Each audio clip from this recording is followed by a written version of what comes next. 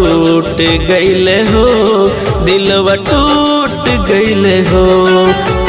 जिंदगी से किस्मतिया जैसे रूठ गईले हो, दिलवा टूट गईले हो, दिलवा टूट गईले हो।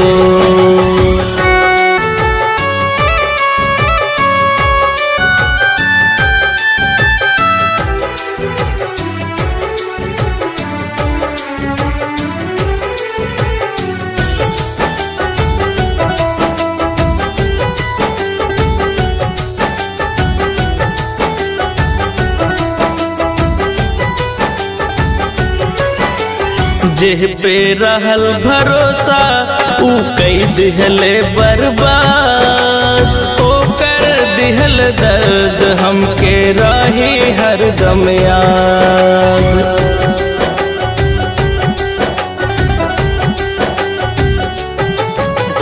जेह पे रहल भरोसा ऊ कई दिहले बर्बाद, दिहल दर्द हमके राही हरदम याद। अब तो मोहब्बत से भरोसा उठ गईले हो, दिलवा टूट गईले हो, दिलवा टूट गईले हो, दिलवा टूट गईले हो, दिलवा टूट गईले हो।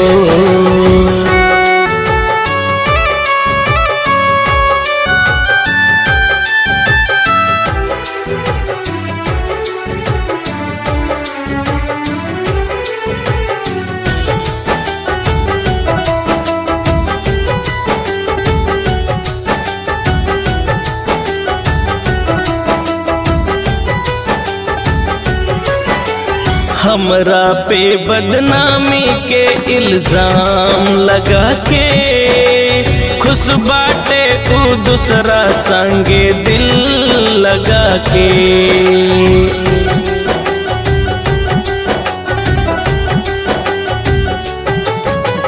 हमरा पे बदनामी के इल्जाम लगा के, खुश बाटे तू दूसरा संगे दिल लगा के।